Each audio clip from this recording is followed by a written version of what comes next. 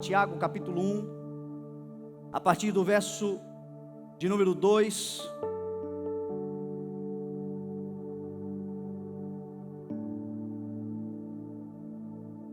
Preste atenção na riqueza desta mensagem, desse texto. Meus irmãos, considerem motivo de grande alegria o fato de passarem por diversas provações, pois vocês sabem que a prova da sua fé produz perseverança, e a perseverança deve ter ação completa, a fim de que vocês sejam maduros e íntegros, sem lhes faltar coisa alguma. Se algum de vocês tem falta de sabedoria, peça a Deus, que a todos dá livremente, de boa vontade, lhe será concedida. Peça, porém, com fé, sem duvidar, pois aquele que duvida é semelhante à onda do mar, levada e agitada pelo vento. Não pense tal pessoa que receberá coisa alguma do Senhor, pois tem mente dividida e é instável em tudo que faz. O irmão de condição humilde deve orgulhar-se quando estiver em elevada posição, e o rico deve orgulhar-se caso passe a viver em condição humilde, porque o rico passará como a flor do campo, pois o sol se levanta, traz o calor e seca a planta, cai então a sua flor e a sua beleza é destruída. Da mesma forma, o rico murchará em meio aos seus afazeres. Feliz é o homem que persevera na provação, porque depois de aprovado receberá a coroa da vida que Deus prometeu aos que o amam. Quando alguém for tentado, jamais deverá dizer: estou sendo tentado por Deus, pois Deus não pode ser tentado pelo mal e a ninguém tenta. Cada um, porém, é tentado pelo próprio mau desejo, sendo por este arrastado e seduzido. Então, esse desejo, tendo concebido, dá à luz o pecado, e o pecado, após ser consumado, gera a morte. Meus amados irmãos, não se deixem enganar. Toda boa dádiva e todo dom perfeito vem do alto, descendo do Pai das luzes, que não muda como sombras inconstantes. Por sua decisão ele nos gerou pela palavra da verdade, a fim de sermos como os primeiros frutos de tudo o que ele criou. Amém? Vamos orar. Pai, nós te damos louvor, Senhor, e honra pela tua palavra. Declaramos, Senhor, que confiamos absolutamente na tua palavra, e a razão pela qual estamos aqui é um desejo, e como igreja nós temos de crescermos no relacionamento que temos contigo, avançarmos em fé na vida, sustentados pela promessa, pela palavra, pela tua verdade em nós. Que o teu Espírito Santo, Senhor, avive a palavra hoje ministrada em nossos corações, e que esta palavra nos ajude, Senhor, a chegar em locais que o Senhor preparou para nós de antemão, para desfrutarmos, para vivermos, para aproveitarmos todas as promessas grandiosas e preciosas que o Senhor tem para nós. Por isso, Senhor, nos ajuda por meio da tua palavra a entendermos qual é a tua boa, agradável e perfeita vontade para nós. Como tua igreja nós oramos, em nome de Jesus. Amém. Graças a Deus. Amém. A carta de Tiago, ela quase ficou de fora do cânon bíblico. Na Reforma Protestante, muitos teólogos discutiam e votavam para que ela ficasse de fora, e um deles, inclusive, foi Martinho Lutero, um dos pais da Reforma Protestante. Ele não queria que a carta de Tiago estivesse no cânon bíblico, porque segundo ele, segundo o entendimento dele, de alguns na sua época, a carta de Tiago, ela se contrapunha às cartas de Paulo, por exemplo. As cartas de Paulo, que eram cartas que falavam da redenção, da justificação pela graça, do perdão pela graça. E segundo Martinho Lutero e outros teólogos, no entendimento deles, a carta de Tiago, ela era uma carta que ela negava a doutrina da solis fide, do somente pela fé, Porque Tiago fala, especialmente no capítulo 2, que a fé sem obras, ela é morta. Ele fala que Abraão também foi justificado pelas obras, porque ele se entregou, ele entregou o seu filho Isaque ao Senhor, e aquilo também lhe justificou. E então eles viviam um conflito, mas eu louvo a Deus, porque a carta de Tiago está no cânon. Com o passar do tempo, as pessoas passaram a compreender o que Tiago estava dizendo, e principalmente entender que o que Tiago falava não era contrário, não ia de encontro ao que Paulo, por exemplo, falou. Como eu falei para você, as cartas de Paulo, elas eram cartas que elas dedicavam atenção especialmente aos gentios e aqueles que estavam vivendo o primeiro estágio da vida cristã. Eram cartas que falavam da redenção, ou seja, em Cristo nós somos perdoados, em Cristo nós fomos justificados, em Cristo nós estamos redimidos, em Cristo nenhuma condenação mais há, mas aqueles que estão no Senhor estão regenerados, a velha natureza foi sepultada e um novo homem passa a viver em Deus, para a glória de Deus, sem culpa, sem acusação. A redenção, Paulo vai dizer a sua carta aos Efésios, ele diz o seguinte: porque vocês são salvos pela graça, por meio da fé, isto não vem de vós, isto é dom. Salvação é presente de Deus para a igreja. Salvação é algo que não depende da minha intelectualidade, não depende da minha força, não depende de nada que eu possa oferecer, não existe nada que eu possa oferecer para comprar, para merecer, para reivindicar a salvação. Salvação é um presente. Presente a gente aceita. Então aceite de uma vez por todas, meu irmão, o que Jesus Cristo fez por você. Receba como um bom presente que te dá a vida eterna. Todo aquele que nele crê não perece, mas tem a vida eterna. Já passou da morte para a vida. É o que Paulo preferencialmente fala nas suas cartas. Entretanto, Paulo também trata da questão que a carta de Tiago especialmente ela é dedicada. A carta de Tiago é uma carta dedicada àquele que eu gosto de chamar do segundo estágio da vida cristã. Uma vez que eu sou salvo, uma vez que eu sou regenerado, uma vez que eu sou alcançado, uma vez que eu estou em Cristo, agora algo natural em mim começa a acontecer. O que é? O fruto do Espírito. A obra que Tiago estava falando, o próprio Paulo, no verso 10 do capítulo 2, depois de falar sobre a salvação pela graça, ele diz que nós somos criação de Deus, realizada em Cristo Jesus para a prática das boas obras, que Ele preparou antes para nós as realizarmos. O que Tiago está tentando dizer é que a fé sem frutos, ela está morta.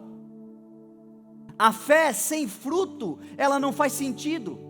Alguém que afirma estar em Cristo, João vai falar isto, primeira carta de João, no capítulo 2, no verso 6, aquele que afirma estar nele, Cristo Jesus, deve andar como ele andou, naturalmente vai florescendo. Paulo vai falar aos Romanos, no capítulo 11, da sua carta aos Romanos, ele fala que nós somos a oliveira enxertada.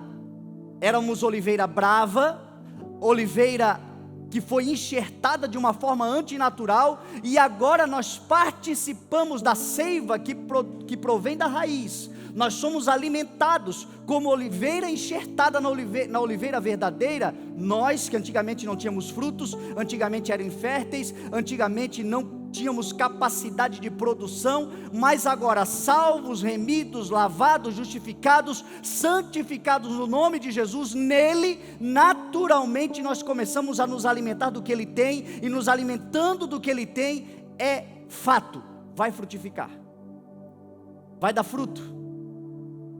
Não se trata de esforço, se trata simplesmente de deixar ser um canal nas mãos do Senhor. Jesus vai dizer em João 15, eu sou a videira verdadeira, O meu Pai é o agricultor. Todo aquele que estando em mim não dá fruto, o Pai corta. Mas aquele que dá fruto, o Pai poda, para que dê mais fruto ainda. Jesus vai dizer o seguinte: sem mim, vocês não podem fazer nada.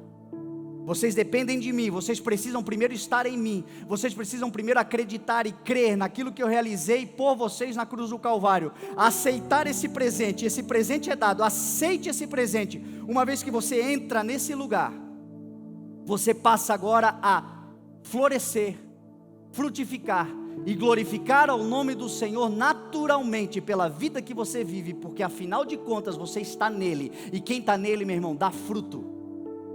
Dá fruto de justiça, dá fruto de paz, dá fruto de alegria, dá fruto de bom ânimo, dá fruto de domínio próprio, dá fruto de mansidão, dá fruto de longanimidade. Paulo vai falar que o Espírito, ele frutifica. Nós temos o fruto do Espírito, porque estamos no Senhor. É disso que Tiago está falando. Então esta carta de Tiago para nós é uma carta que tem o intuito de nos levar a florescer e frutificar. É uma carta que ela nos poda para darmos mais fruto ainda. Quem aqui quer florescer e frutificar em nome de Jesus? Tiago, no entendimento da maioria dos estudiosos, este Tiago é o Tiago irmão consanguíneo de Cristo. Não é o Tiago filho de Zebedeu, nem o Tiago filho de Alfeu, um dos dois que faziam parte dos apóstolos de Cristo. Este Tiago é o Tiago, irmão do Senhor Jesus, que ele não havia estado entre os 12, ele não havia se convertido a Cristo até que Cristo ressuscitou. A Bíblia vai dizer que nem os seus irmãos, João capítulo 7 vai dizer que nem os seus irmãos acreditavam nele. Entretanto, quando ele ressuscitou, todo joelho se dobrou e toda língua confessou que ele é o Senhor. E Tiago foi testemunha ocular da ressurreição. E Tiago estava no cenáculo quando o Espírito de Deus desceu e encheu a todos. Ele era um dos 120. Tiago então era irmão consanguíneo de Cristo. A carta de Tiago tem uma curiosidade. Ela é a carta que menos fala de Jesus. Porém, é a carta que mais se assemelha com o ensino de Cristo.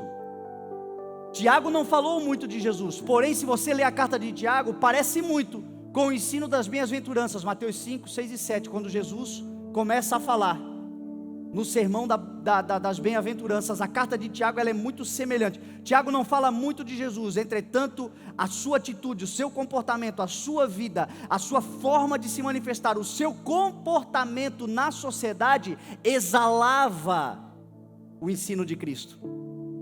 Tem gente que nós conhecemos que são assim. São pessoas que não têm uma boa oratória, que não falam bem, que têm vergonha talvez de falar em público. São pessoas que não falam muito sobre Jesus, não usam Jesus Cristo como uma teoria, como um discurso, porém a sua vida exala o bom perfume de Cristo. A gente olha para essa pessoa, a gente percebe que ali tem alguém que vive de uma forma sobrenatural, ali tem alguém que vive segundo princípios que o mundo não ensina, porque são os princípios da palavra do Senhor. Anda conforme Cristo andou, que assim seja a igreja do Senhor Jesus, que mesmo quando nós estivermos calados, as pessoas possam ver em nós um comportamento que chame a atenção, porque é diferente daquilo que o mundo ensina. É o ensino de Cristo. Tiago então ele é esta pessoa, e Tiago agora vai nos dar alguns ensinamentos, alguns princípios básicos para a gestão da vida. Nós conversávamos essa semana, eu, Pedro e mais algumas pessoas ali na nossa sala, e falávamos sobre a dificuldade que hoje muitos têm, e estes muitos, eles estão incluídos inclusive dentro da igreja. É para o mundo, mas é também para os nossos irmãos. A dificuldade que nós temos para gerenciar os conflitos, as adversidades, para gerenciar a própria vida. Nós recebemos do Senhor uma palavra: eu vim, Jesus Cristo falou, para que vocês tenham a vida e a tenham na plenitude, e a tenham em abundância. O que Jesus Cristo estava querendo dizer é o seguinte: tudo o que você precisa viver nesta terra, tudo que você foi criado para viver nessa terra, todos os seus dias escritos por mim no meu livro, antes de qualquer um deles existir, em mim você viverá eles na plenitude, gozando e usufruindo de tudo que você precisa, de provisão, de bênção, de conhecimento, de sabedoria, de instrução para viver. E a minha palavra te dá essa condição. A palavra do Senhor.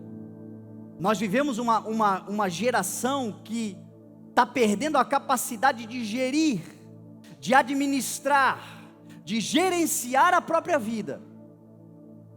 E aí nós vemos um alto índice de ansiedade, um alto índice de depressão, um alto índice de suicídios, pessoas que perdem a capacidade de gerenciar os seus conflitos, pessoas que perdem a esperança. E eu creio que a palavra de Deus é aquilo que ela diz que ela é: lâmpada para os nossos pés, luz para o nosso caminho. Que quando guardada no nosso coração, ela nos impede de nos desviarmos daquilo que o Senhor tem para nós. Que quando nos alimentamos dela, a fome é saciada. Quando nós bebemos dela, uma fonte jorra de dentro de nós, a fluir, a jorrar, permanentemente para toda a eternidade. Então, pela palavra de Deus, nós podemos avançar e crescer. E Tiago, ele vai dar algumas instruções. A primeira instrução de Tiago, que Tiago traz para o nosso coração, está relacionada a acreditarmos e confiarmos num Deus que dá para cada um de nós sabedoria, num Deus que dá para cada um de nós entendimento, que dá para cada um de nós revelação. Existe alguém entre nós que precisa de sabedoria? Tem alguém aqui que precisa de sabedoria? Peça. Peça a Deus, que a todos dá livremente. Peça a Deus, que a todos dá de boa vontade. Peça, porém, com fé. Você sabe que a sabedoria, ela é aquilo que nós menos pedimos e é aquilo que nós mais necessitamos. Você sabe que a falta da sabedoria na palavra de Deus, ali está falando sobre a sofia, sobre o conhecimento amplo, científico, acerca das coisas que nós precisamos resolver na terra, desenvolver na terra. E Tiago está dando uma palavra clara para nós. Tudo que nós precisamos resolver, o que se apresenta diante de nós, pode ser solucionado com sabedoria. E sabedoria é algo que o Senhor quer dar livremente a todo aquele que a Ele pede, de boa vontade. Mas é a oração que nós menos fazemos. Antes de entrar propriamente nisto, deixa eu te trazer algumas informações sobre a sabedoria. O homem mais sábio que pisou nesta terra, tirando Cristo, que Deus deu a ele sabedoria grandiosa para discorrer sobre tudo que você imagina, publicou mais de 3.000 provérbios, foi Salomão, um rei que teve vida longa, que teve prosperidade, que venceu e que foi sábio. A principal marca de Salomão era a sua sabedoria. E nos provérbios de Salomão, a maioria deles, ele falava exatamente sobre a sabedoria. E a primeira coisa que ele falava sobre a sabedoria é que o temor do Senhor é o princípio da sabedoria. O conhecimento do santo é entendimento. Sem temor, meu irmão, não tem sabedoria. E temor significa reverência. Temor significa sujeição. Temor significa dobrar-se. Temor significa reconhecer. Temor significa sujeitar-se. Temor significa reverenciar ao Senhor. O princípio da sabedoria é o temor. O temor ao Senhor é o princípio da sabedoria. Hoje a gente percebe muitas vezes uma igreja ímpia, uma igreja insensata, um povo rebelde, obstinado, que muitas vezes está dando soco em ponta de faca, e o resultado é a falta de sabedoria, e a falta de sabedoria por conta da desobediência. Teve um rei que perdeu o trono que lhe foi designado por Deus, e a razão pela qual ele perdeu o trono foi a desobediência que ele teve com o Senhor. Saul é o nome desse rei. Este rei, ele quis sacrificar, ele quis cultuar, ele quis celebrar, ele quis adorar, ele quis se apresentar ao Senhor, ele quis fazer um grande culto público ao Senhor, ele quis mostrar a todas as pessoas que ele era temente e adorador do Senhor. Entretanto, ele tinha uma marca que fez com que ele perdesse tudo que o Senhor havia lhe dado, que era a desobediência. E o Senhor, através de Samuel, olha para Saul e diz o seguinte: Saul, por acaso eu tenho prazer em sacrifício, senão que se obedeça a minha palavra? Porque obedecer é melhor do que sacrificar. O Senhor não tem problema nenhum com a nossa ignorância. O Senhor não tem problema nenhum com as nossas incapacidades. O Senhor não tem problema nenhum com aquilo que nós não conhecemos ainda. Entretanto, nós temos uma responsabilidade grande com aquilo que nós já sabemos sobre o Senhor. Nós temos uma responsabilidade grande com aquilo que nós já recebemos do Senhor. Isto é temer ao Senhor. Cada um de nós aqui tem uma palavra de Deus, tem um entendimento sobre Deus, tem já alguma coisa que já compreendeu sobre o Senhor. Alguns ainda são bebês na fé, outros já estão engatinhando, outros já estão andando, alguns já são maduros, alguns já são adultos na fé. E cada um de nós tem a responsabilidade de responder ao Senhor mediante o entendimento que nós temos do Santo, daquilo que Ele tem para nós, da Sua palavra, do conhecimento revelado a nós. E quando nós nos sujeitamos àquilo que nós já conhecemos, o resultado é sabedoria de Deus para a nossa vida. O temor do Senhor é o princípio da sabedoria. Você sabe uma outra marca da sabedoria? Salomão vai falar em Provérbios capítulo 3, no verso 16. A sabedoria na mão esquerda garante vida longa, na mão direita, riquezas e honra.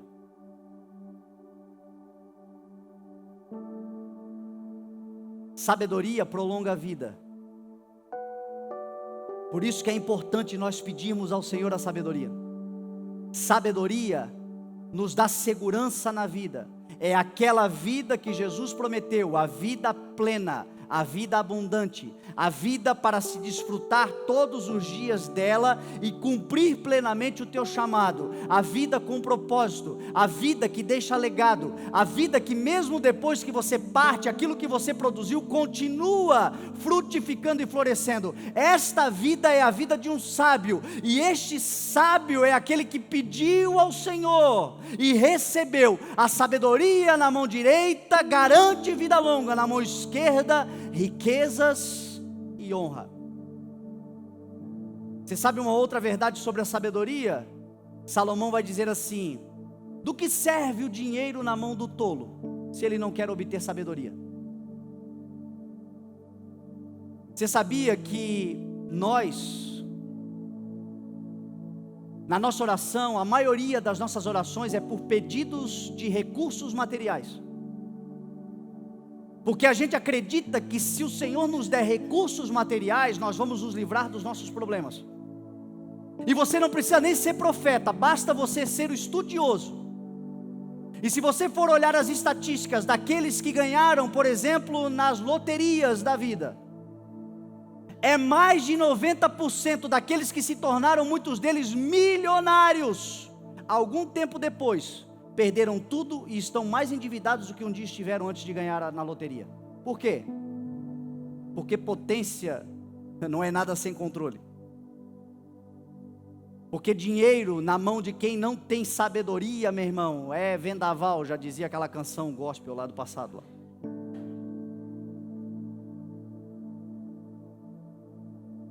Do que serve o dinheiro na mão do... A Bíblia vai chamar de tolo, de insensato. Do que serve se ele não quer obter sabedoria? Então às vezes nós estamos pedindo para o Senhor recursos, e o Senhor está esperando nós pedirmos sabedoria, porque a sabedoria vai nos ajudar a gerenciar, a sabedoria vai nos ajudar a multiplicar. A sabedoria, ela não apenas traz, mas ela também protege aquilo que o Senhor nos deu. Ela atrai, mas ela também protege. Você sabe uma outra marca da sabedoria? A sabedoria traz paciência. A sabedoria do sábio lhe dá paciência, e a sua glória é ignorar ofensas. Você sabe por que nós somos muito impacientes, muito nervosinhos, muito cheios de querer resolver as coisas no grito? Falta de sabedoria. Está faltando sabedoria, talvez, para lidar com aquela relação conjugal. Está faltando sabedoria, talvez, para lidar com aquela relação comercial, de trabalho. Está faltando sabedoria, talvez, para lidar com os próprios desafios, coisas que se apresentam diante de nós. E a Bíblia vai dizer que a sabedoria do sábio lhe dá paciência. É por isso que Pedro escreveu na sua primeira carta, no capítulo 2, que Jesus, quando insultado, não revidava. Quando caluniado, não buscava reivindicar nada, mas ele se entregava na mão daquele que julga com justiça e com verdade. Por que ele fazia isso? Porque era sábio. Sábio não perde tempo batendo boca. Sábio não perde tempo tentando ter razão. Sábio prefere ser feliz do que ter razão. Sábio tem o coração pacificado, em harmonia, e portanto uma mente limpa para poder avançar e crescer mais. Por isso que Jesus, quando ele era caluniado, ele não revidava. Quando ele era atacado, ele não revidava. Como uma ovelha muda, ele se entregou. Paulo vai explicar por quê. Porque nele, Jesus Cristo, estão escondidos todos os tesouros da sabedoria e do conhecimento. Esforço-me para que vocês tenham paz no coração, para que vocês descubram o mistério de Deus, a saber, em Cristo Jesus. Nele estão escondidos todos os tesouros da sabedoria e do conhecimento. Tudo que eu e você precisamos, meu irmão, está atrás de uma sabedoria, de um saber de Deus. E o Senhor quer dar livremente a todo aquele que pede de boa vontade. Tem alguém aqui faltando sabedoria? Tem alguém aqui que precisa de um saber? Peça. Peça a Deus, que a todos dá livremente de boa vontade. Vamos fazer uma oração? Pai, em nome de Jesus, nós reconhecemos que no Senhor está escondido todo o tesouro da sabedoria e do conhecimento. Aquilo, Senhor, que nós precisamos para realizar, para resolver os problemas da nossa vida, Senhor, sejam eles em quais áreas for, Senhor. Nós entendemos que no Senhor nós temos todas as soluções, e nós reivindicamos agora pelo poderoso nome de Jesus. Dá-nos, Senhor, a sabedoria que vem do alto. Dá-nos a sabedoria, Senhor, para resolver esse conflito familiar. Dá-nos a sabedoria, Senhor, para resolver esse problema que nesta semana precisa ser resolvido. Nós sabemos, Senhor, que tudo que precisamos está no Senhor, e um entendimento nos abre a mente, nos faz desfrutar de todas as preciosas e grandiosas promessas que o Senhor nos dá. Portanto, dá-nos, Senhor, a tua sabedoria, o que nós oramos em nome de Jesus Cristo. Você crê em nome de Jesus? Então nunca mais duvida, meu irmão, daquilo que o Senhor tem para você livremente, com toda a liberdade, de toda a boa vontade. Tiago vai dizer: peça, porém, com fé. Porque aquele que duvida é semelhante à onda do mar, agitada e conduzida por todos os ventos. Não pensem que tal homem receberá coisa alguma do Senhor, porque ele duvida e é instável em tudo que faz. A palavra do Senhor vai dizer que sem fé é impossível agradar a Deus, porque aqueles que de Deus se aproximam precisam crer que Ele existe, e que Ele recompensa, e que Ele abençoa. Então, meu irmão, minha irmã, peça o que de mais valioso você pode ter, e você vai desfrutar de uma vida abençoadíssima. Este é um ano de extraordinário do Senhor sobre a vida da igreja, e tudo vem pelo entendimento, o entendimento que nos leva a crescer. Tiago vai dar um conselho, e este conselho é muito importante. E este conselho, ele nos leva a entender muitas coisas que nós estamos vivendo, e a incapacidade, a inabilidade que nós temos hoje de enfrentar as dores e os sofrimentos. Tiago vai dizer assim: considerem motivo de grande alegria o fato de vocês passarem por diversas provações. Analisa comigo. Considerem motivo de grande alegria o fato de passarem por diversas provações. Tiago está falando de sofrimentos, e a nossa geração está perdendo a capacidade de gerenciar a própria vida, porque ela está negligenciando uma verdade sobre a vida. A vida tem dores, a vida tem dias difíceis, a vida tem momentos de sofrimentos. Porém, sofrimento no Evangelho é para aperfeiçoamento da igreja. Sofrimento no Evangelho é para maturidade daqueles que por esse sofrimento passam. A nossa sociedade ocidental, ela é baseada, todos os seus valores, princípios, constituições dos países ocidentais são baseados no modelo judaico-cristão. O modelo judaico-cristão é um modelo bíblico. Portanto, nós aprendemos a lidar com o sofrimento. Porém, de um tempo para cá, talvez uns 40 anos para cá, 30 anos para cá, jovens, eu estou com 39, amor, 38, 39, 38, vou fazer 39. Eu já vi colegas meus criados nesta educação que evita e que tenta tirar da educação o sofrimento, a frustração, o desânimo, a rejeição, a negação.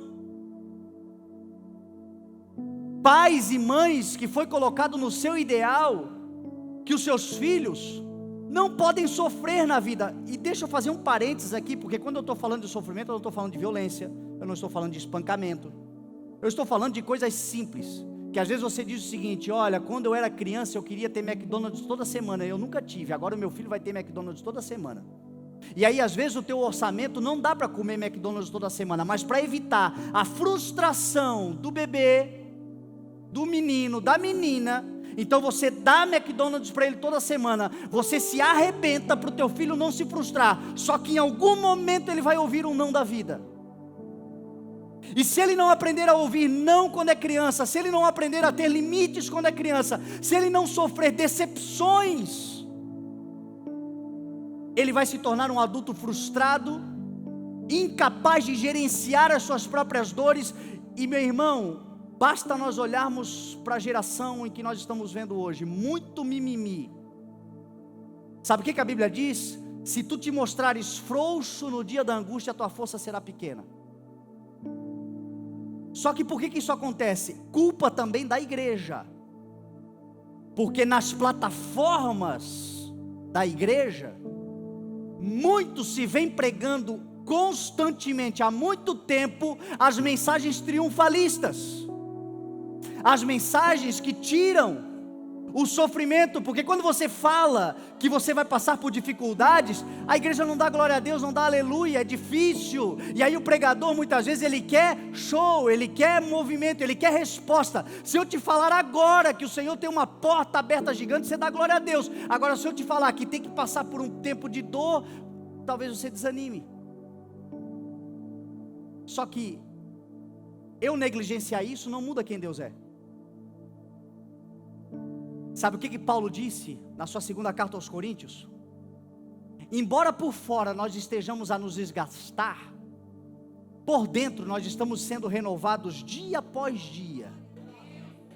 Porque os nossos sofrimentos leves e momentâneos estão produzindo para nós um peso de glória que pesa mais do que todos os sofrimentos. Paulo ainda vai dizer aos romanos: os nossos sofrimentos atuais não podem ser comparados com a glória que em nós será revelada. As mensagens triunfalistas muitas vezes tiram o entendimento de que tem terra prometida, de que tem maná, de que tem leite, de que tem mel, mas tem um deserto para ser atravessado. É um deserto de dores, é um deserto de frustrações, é um deserto de escassez, entretanto é um deserto de companhia. O nosso Redentor está conosco todos os dias. Ainda que eu passe pelo vale da sombra da morte, eu não temerei mal algum, porque o Deus que eu sirvo está comigo. Eu gosto da versão original que diz assim, ó, mesmo quando eu passar, porque tem que passar. Só que sofrimento, meu irmão, não é para a perdição, sofrimento é para a maturidade, é para o crescimento, é para a aprovação do Senhor. Olha o escritor aos Hebreus, porque Jesus, enquanto esteve entre nós, ofereceu orações, súplicas, em alta voz, com lágrimas, aquele que o podia livrar da morte, sendo ouvido por causa da sua reverente submissão. Ué, Jesus pediu o livramento da morte, e o escritor está dizendo que ele foi ouvido. Foi, mas passou pela morte. Triunfou, triunfou, só que diz a Bíblia que ele triunfou na cruz do Calvário, tornando as potestades e autoridades um espetáculo público, triunfando sobre eles na cruz. E olha o que o escritor aos Hebreus continua dizendo: embora sendo filho, aprendeu a obedecer por meio daquilo que sofreu, e uma vez aperfeiçoado, tornou-se a fonte da salvação eterna para todos os que lhe obedecem. Sabe o que o sofrimento produz? Aperfeiçoamento. Tiago vai dizer o seguinte: considerem motivo de grande alegria. Alguém pode aqui agora dar um glória a Deus porque está sofrendo por alguma razão? Considerem motivo de grande alegria o fato de vocês passarem por diversas provações, porque a prova da vossa fé produz perseverança, e ela deve ter ação completa, para que vocês se tornem maduros e íntegros, sem que lhes falte coisa alguma. Meu irmão, depois dessa dorzinha aí, é leve e é momentânea, depois desse sofrimento aí, é leve e é momentâneo, o Senhor está produzindo um caráter perseverante, o Senhor está produzindo um homem de guerra, uma mulher de vitória. Depois disso, nada mais vai lhe faltar. Provação é para te aprovar diante do Senhor. Então faz cara de soldado, meu irmão. Mulheres, aprendam a sofrer como a bailarina. E você vê toda aquela delicadeza, toda aquela sensibilidade, toda aquela beleza, mas por dentro daquela sapatilha tem atadura, tem feridas, tem calos, tem dores, tem muito choro, mas tem um sorriso no rosto. é leve e é momentâneo. Maior é o show que o Senhor está produzindo do que as dores momentâneas. Paulo vai dizer: assim fixamos os nossos olhos, por causa desses sofrimentos leves e momentâneos que estão produzindo glória eterna. Assim fixamos os olhos, não naquilo que se vê, mas naquilo que não se vê. Porque aquilo que se vê, as dores, os sofrimentos, as circunstâncias, as adversidades, os problemas, são transitórios. Mas aquilo que não se vê, Jesus Cristo nosso Senhor, que nós nos encontraremos um dia com Ele, isto é eterno. Produz perseverança, produz estabilidade, produz constância, produz equilíbrio. Sofrimento produz isso. E aí Tiago diz: então considerem motivo. Você quer um bom conselho bíblico para gerir bem a sua vida? Entenda que tem sofrimento? Tem. Eles são muitas vezes necessários? São. Muitas vezes não tem como nos livrarmos deles? Não. Porém, Ele está produzindo em nós uma glória eterna, e vai pesar muito mais do que todo o sofrimento. O Senhor é conosco, o Senhor é por nós. A palavra do Senhor vai dizer que nós temos um sumo sacerdote que nós podemos nos achegar diante dele, porque Ele é galardoador, Ele é abençoador, Ele está conosco, Ele nos ajuda, Ele nos auxilia, o Senhor. Uma outra coisa que Tiago vai falar e vai nos ensinar como um princípio elementar para gerir bem a vida é o entendimento de que todos nós somos poeira da mesma terra. Num ditado bem popular, farinha do mesmo saco. Todos nós. Nós muitas vezes nos diferenciamos por classes sociais, nós nos diferenciamos por capacidade intelectual, nós muitas vezes nos colocamos em lugares, em níveis sociais diferentes, é da cultura humana, porém diante de Deus, meu irmão, nós somos todos poeira da mesma terra. E se você aprender esse valor, você vai desfrutar de uma vida muito melhor administrada, muito mais leve, muito mais alegre. Em Deus não há acepção de pessoas. Outro dia eu vi uma foto de várias caveiras, e ali embaixo estava escrito assim: homem, mulher, rico, pobre, culto, indouto. E se não tivesse escrito, seriam todos iguais. Porque é exatamente assim. Por isso que Tiago vai dizer: o irmão que está em condição humilde, que agora enriquece, deve se orgulhar, se alegrar. Porém o rico que está em condição agora de escassez, também deve se orgulhar. Porque Deus faz tanto um quanto o outro. Ana, quando vai orar, na sua primeira carta, no capítulo 2, ela diz o seguinte: é Deus quem dá riqueza, quem dá pobreza, quem humilha e quem exalta. É Deus quem faz todas as coisas por nós. Diante de Deus nós somos todos iguais. Diante de Deus não há diferenciação por poder econômico, por capacidade intelectual. Diante de Deus o que vale é um coração contrito e quebrantado, seja ele rico ou pobre. E esse entendimento nós temos que ter, porque Deus tem, mas nós muitas vezes não temos. Eu conheço gente muito rica e conheço gente bem pobre. E eu percebo que às vezes nos círculos sociais da high society, os ricos muitas vezes, eles chegam a ter a presunção de achar que são o que são, talvez por uma dotação genética, muitas vezes. São melhores do que os outros. Muitos que passam e veem necessidade alheia e acham que o camarada que passa dificuldade ou porque é malandro, ou porque não quis saber de trabalhar, ou porque é ignorante. E aí o texto vai dizer o seguinte: se você é pobre e enriquece, se alegre, mas reconheça que é o Senhor quem te dá todas as coisas. Se você é rico e por um acaso passa por dificuldades, também se alegre, porque poderia ser muito pior, mas a graça do Senhor te livrou dos males maiores. Salomão vai dizer assim: o pobre que se torna poderoso e oprime os pobres é como uma tempestade súbita que destrói toda a plantação. Você já viu gente pobre que enriquece e se torna orgulhoso, presunçoso, insuportável? O rico muitas vezes, quando ele passa por dificuldades financeiras, nada mais é do que um ensinamento de Deus para que ele possa conhecer também a realidade daqueles que passam dificuldades. O fato é que o Senhor tem uma vida abundante para cada um de nós, que nos proporcionará termos todos os recursos que nós precisamos. Tem gente aqui que para realizar o propósito de Deus vai precisar de milhões. Tem gente aqui que alguns milzinhos já resolve a sua vida. Entretanto, a fonte é a mesma, e para Deus tanto faz o número. Então, meu irmão e minha irmã, que a gente olhe para as pessoas. O rico muitas vezes pensa que tem uma superdotação genética. O pobre muitas vezes acha que é um coitado.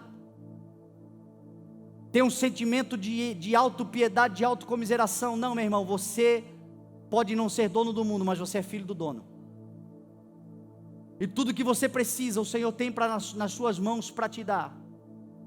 O conselho que Tiago está dando aqui é o seguinte: se você foi pobre e enriqueceu, use parte da riqueza que você tem para diminuir a escassez daqueles que você sabe que passam necessidade semelhante àquela que você passou um dia. Se você é rico e por um acaso está passando por uma crise financeira, aproveite isso para se compadecer e conhecer a realidade das pessoas que passam por dificuldades. O Senhor vai te devolver tudo o que um dia você perdeu, vai te acrescentar ainda mais, tal como foi com Jó, será com você, eu declaro em nome de Jesus. Porém, quando o Senhor devolver aquilo que você terá, aquilo que você usufruirá, use a riqueza que o Senhor tem te dado, meu irmão, para construir pontes e não muros.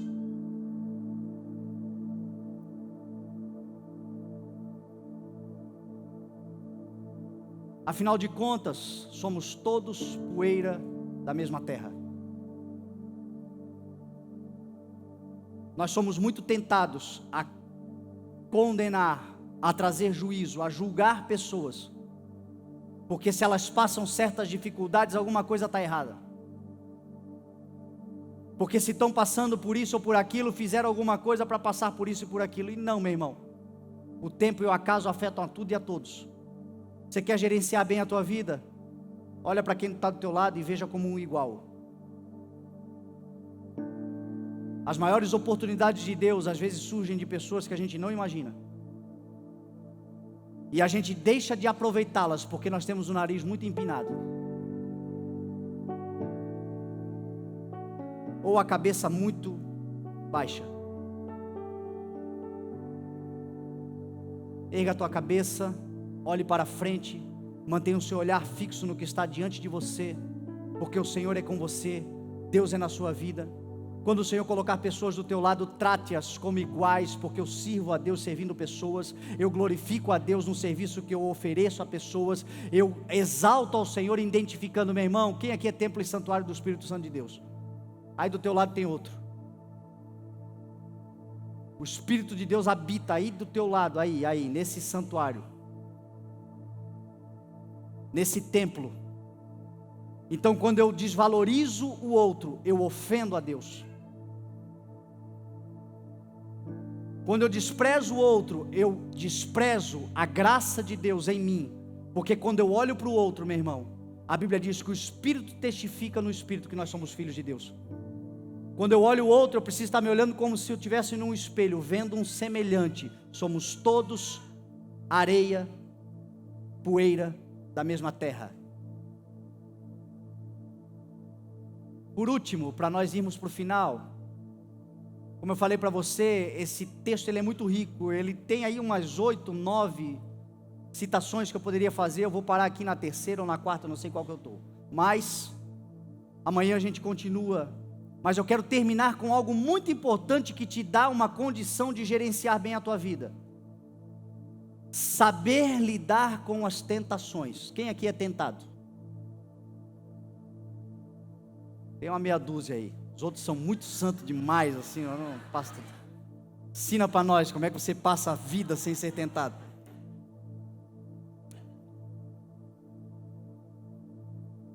Mas deixa eu falar para essa meia dúzia que é tentado. Olha o conselho de Tiago. Quando você for tentado, não diga que está sendo tentado por Deus. Olha que eu já ouvi crente falando isso. Deus está me tentando, pastor. Porque Deus não pode ser tentado pelo mal, e a ninguém tenta.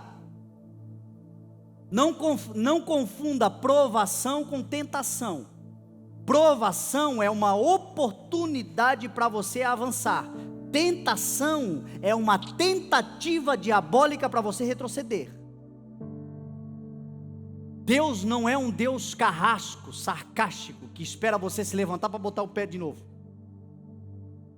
Deus é um Deus ajudador, que está com a mão estendida para te levantar todas as vezes que você cair. 7 vezes cairá o justo, mas em todas o Senhor o levantará. Então, de uma vez por todas, entenda o Deus que você serve: um Deus de amor, um Deus de graça, um Deus de misericórdia, um Deus de compaixão, um Deus que não pode ser tentado pelo mal, e a ninguém tenta. Aí vem a explicação: todos nós somos tentados pelo próprio mau desejo, sendo por este arrastado e seduzido. Todo mundo tem um mau desejo, todo mundo tem um mau pensamento, todo mundo tem aquilo que a palavra do Senhor chama de cobiça, esse desejo mau que permeia os nossos pensamentos, sendo por este arrastado e seduzido. E uma vez que o desejo tenha sido concebido, dá a luz ao pecado, e o pecado consumado gera morte. Primeira coisa que você precisa entender: mau desejo não é o pecado em si. Tentação não é o pecado em si.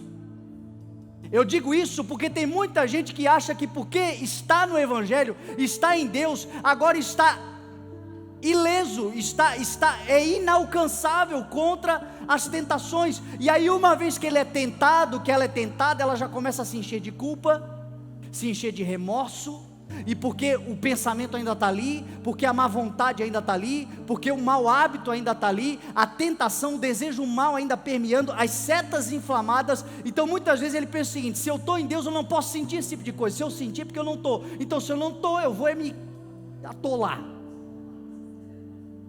E aí ele se joga na lama, quando ele poderia ter sido protegido, quando ele poderia, pelo conhecimento da palavra de Deus, ter se livrado da tentação. Porque sempre que o diabo põe uma tentação, Deus põe uma porta de escape. A tentação em si não é o pecado. O pecado começa quando a gente concebe o mau desejo. Eu sei que é o mau desejo, mas uma vezinha só, o que tem? É o pecado deliberado. Este é o pecado que conduz à morte. É aquele erro que eu sei que vai me afastar de Deus, é aquele mau desejo que eu sei que vai me tirar do propósito de Deus, é aquilo que eu tenho a consciência que vai me atrapalhar na caminhada, porém deliberadamente eu trago isso para dentro do coração, eu vou conceber isto. O pecado, a tentação, o mau desejo, tendo sido concebido, dá a luz ao pecado, e o pecado consumado, ou seja, é o ato em si, gera a morte. Essa morte que a palavra do Senhor está falando é o afastamento de Deus, é o afastamento do propósito, é o entristecimento do espírito, é a morte daqueles que ainda que vivem, ainda que estejam respirando, estão mortos, porque estão longe daquilo que Deus tem para a sua vida. Tudo começou pelo mau desejo. Então, como vencer um mau desejo? Quem quer aprender a vencer um mau desejo? Recite a palavra. Quando o pastor de vocês fala que é para você guardar a palavra no coração, que é para você ler a palavra, que é para você comer a palavra, que é para você se alimentar da palavra, é a palavra que te protegerá contra os maus desejos. Quando o mau desejo vier, cada um de nós aqui é tentado em alguma área, a palavra de Deus tem a solução, tem a saída, tem o remédio, tem a instrução para nós vencermos. A palavra de Deus é a própria porta. E sabe como é que eu venço? Recitando. Onde é que está isso? Mateus capítulo 4.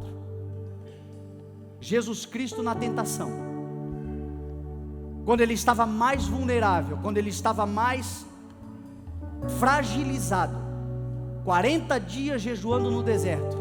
Diz a palavra que ao final dos 40 dias ele teve fome. E quando ele teve fome, fragilizado, vulnerável, quem se apresenta? O fedido. Tem cheio de enxofre, é fedido. Ele se apresenta. E a Bíblia diz que quando ele se apresenta, ele tenta Jesus. É sempre assim, ele chega na nossa vulnerabilidade, ele chega na nossa fragilidade, ele chega na nossa fraqueza. Mas olha o que diz a palavra: e ele chegou para tentar Jesus. Se és o Filho de Deus, manda que essas pedras se transformem em pães. Olha a resposta de Jesus: está escrito. Jesus vai dar uma surra de Deuteronômio na cabeça de Satanás. Está escrito: nem só de pão viverá o homem, mas de toda a palavra que procede da boca de Deus. Venceu a primeira tentação, recitando, falando, proclamando, dizendo aquilo que está escrito. O poder da palavra. A palavra de Deus diz que ela é uma espada que te ajuda a se defender, meu irmão. Nem só de pão viverá o homem, mas de toda a palavra que procede da boca de Deus. Quando ele estava na sua necessidade básica de subsistência. Quantas necessidades básicas de subsistência? Recita a palavra: não vos perturbe o vosso coração, creia em Deus, creiam também em mim. Na casa do meu pai há muitas moradas. Eu vim para que vocês tenham a vida e tenham plenamente. Eu sou o bom pastor que dá a vida por vocês. Recita a palavra, meu irmão. Lembre-se da palavra e ela vai te fortalecer nos dias de dificuldade. Ele não parou por aí, ele continuou tentando Jesus. E ele vem novamente e diz assim: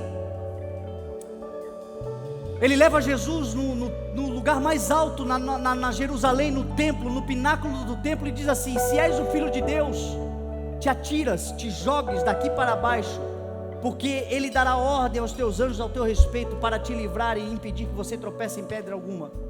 Jesus diz assim: está escrito, não tentarás o Senhor o teu Deus. Ele veio naquela tentação dizer para Jesus: por que tu não dá uma carteirada? Por que você não chega e diz para aquela pessoa com quem que ela está lidando? Por que você não chega e diz o seguinte: você sabe com quem você está se metendo? Você sabe quem eu sou? Filho do Deus Altíssimo. Por que você não se impõe? Por que você não se sobrepõe? Por que você não se joga? Por que você não prova que Deus é com você? Justo não se justifica, meu irmão. Está escrito: não tentarás o Senhor teu Deus, os humilhados serão exaltados. E ele venceu a segunda tentação, e ele veio a terceira vez dizendo, levou Jesus num monte bem alto e disse o seguinte: olhe, todos os reinos do mundo e o seu esplendor, tudo isso eu te darei, se prostrado me adorares. Você tem promessa? Você tem uma chamada de Deus? Você tem uma palavra liberada? Está demorando, né? Eu tenho uma forma mais rápida. Quebra um princípio aqui, quebra um valor ali, dá um jeitinho, passa a perna aqui, dá uma sonegada lá. Eu tenho um jeitinho. Você quer? Eu tenho poder, eu consigo, eu tenho os reinos da terra, o governo do mundo está sobre a minha mão. Se prostre, reconheça, se dobre diante daquilo que eu estou te propondo. Deixa a tua promessa para lá. Afinal de contas, o pastor está dizendo aí, meu irmão, vai ter sofrimento, vai ter dor. Eu tenho para você um trabalho sem dor, é muito mais rápido, é muito mais veloz. Vem para cá, vem para o meu lado. E aí ele dá mais uma lambada de Deuteronômio: adore somente ao Senhor o seu Deus, e só a Ele preste culto. Sabe o que Jesus Cristo fez? Jesus recitou a palavra, e a palavra lhe fez vencer as tentações. Sabe o que a Bíblia diz? E ele saiu, e ele foi embora, e os anjos do Senhor vieram e lhe serviram. Depois dessas provações, depois dessas dificuldades, depois dessas dores, depois das tentações que surgirão mediante as fragilidades que o sofrimento nos impõe, depois de tudo isso tem os anjos do Senhor para te servir. Se você guardar a palavra de Deus, se você não negociar a palavra de Deus, se você proclamar a palavra de Deus, se você lembrar da palavra de Deus, se você declarar, meu irmão, há poder na palavra de Deus, os anjos do Senhor virão e servirão a igreja, e você não se perderá, porque maior é aquele que está com você do que aquele que está no mundo. Submetam-se ao Senhor, resistam ao diabo e ele fugirá de vós, é o que diz a palavra. Maior é o que o Senhor tem para a sua vida.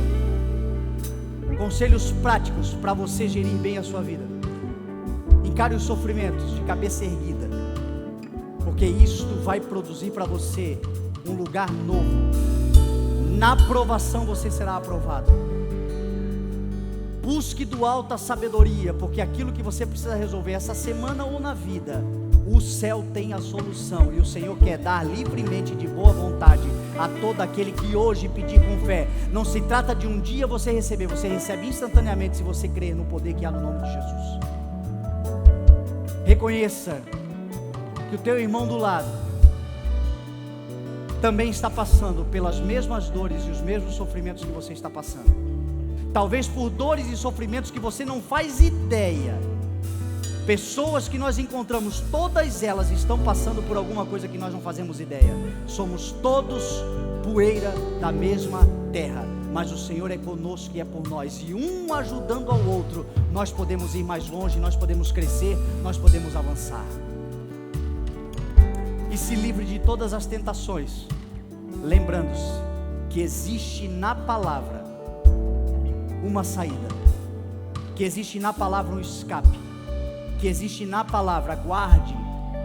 Cada um aqui sabe qual é a sua dificuldade, qual é o seu mau desejo, qual é a sua luta, qual é o mau hábito, qual é o enfrentamento que tem contra a sua própria carne. Na palavra você encontra a saída, e a palavra te abastece, te fortalece, te alimenta, e quando você fica nela, meu irmão, quem vem te servir são os anjos do Senhor, espíritos ministradores enviados por Deus para ajudar, para auxiliar aqueles que hão de herdar a salvação, o que diz a palavra do Senhor. Você crê em nome de Jesus nessa palavra? Vamos colocar de pé e vamos orar.